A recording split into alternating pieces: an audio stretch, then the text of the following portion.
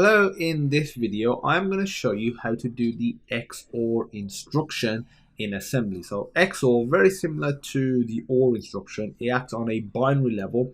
You can specify numbers directly. They could be in hexadecimal form or in binary form. The principle is the same against the binary equivalent of it. If you don't specify the binary directly, and it will do the operation on there. And let's quickly go over what the XOR does.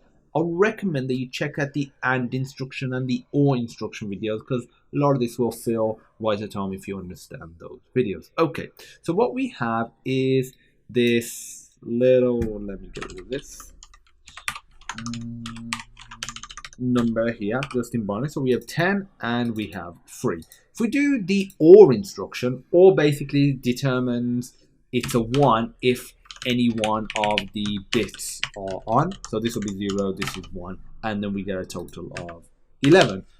But with XOR, it stands for exclusive OR. So what that means is if it's 2 zeros, then that's going to be a 0. If it's a 0 and a 1, that's 1. But if it's 2 1s, it can only be exclusive. Only 1 at any given time can be on.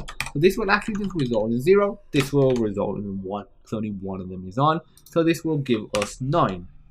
So if we basically do an XOR operation on this. So if we say, let's move into the ESP register, the number, what number is it? 10 and 3, so 10. And into the EBP register, I'm going to move 3.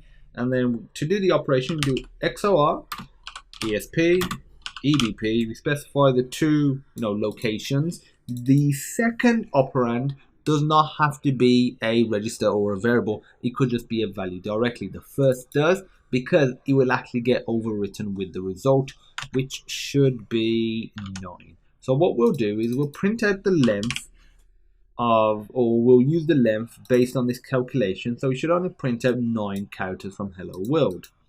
So there we go. We have 1, 2, 3, 4, 5. Remember, space is a character.